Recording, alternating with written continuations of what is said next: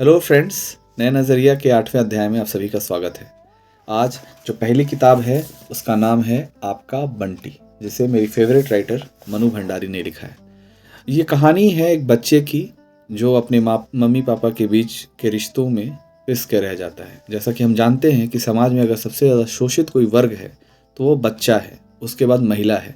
महिला तो आर्थिक रूप से संपन्न हो भी सकती हैं, पर एक बच्चा अपने माँ बाप पे डिपेंडेंट होता है और अपने माँ बाप के कहे पर चलता है, क्योंकि वो कुछ कर नहीं सकता। चिल्ला सकता है, चीख सकता है, लड़ सकता है, पर एक हद तक। और किस तरह से वो शोषित होता है ये आपको इस किताब को पढ़ने के बाद समझ में आएगा।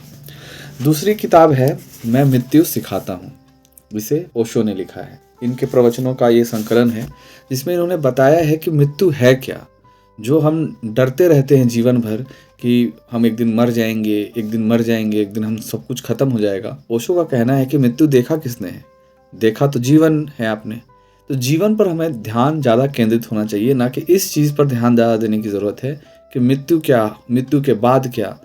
तो इन चीज़ों से हटकर आपको प्रेजेंट में जीवन पर ज़्यादा फोकस करने के लिए ओशो इसमें कहते हैं। तो ये किताब आपको पढ़नी चाहिए। तीसरी किताब है 2022 की Booker prize, international Booker prize Hindi किताब को मिली थी, जिसका नाम है रेत समाधि, जिसे गीतांजलि श्री ने लिखा है।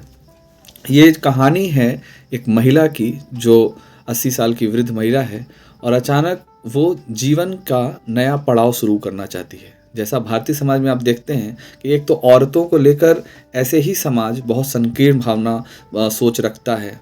जिस तरह से पुरुषों का समाज है वो ऐसे भी महिलाओं को लेकर बहुत ज़्यादा संवेदनशील उतना नहीं होता, लेकिन कोई विधवा औरत को लेकर तो और भी नहीं, और एक बूढ़ी महिला को लेकर जो विधवा है उसको लेकर तो कतई नहीं। तो गीतांजलि श्री ने इस नॉवेल के माध्यम से ये कहने की कोशिश की है कि कोई अगर विधवा हो भी गई है, कोई 80 साल की उम्र की हो भी गई है, तो भी उसका कुछ जीवन है। इसमें उसकी लड़की भी है, वो बहुत मॉडर्न ख्यालों की है, लेकिन फिर भी वो अपने माँ के इस तरह के रवैये, इस तरह के शौक़, इस तरह के नए जीवन को देखकर वो भी आश्चर्य हो जाती है कि ये क्या माँ कर रही है।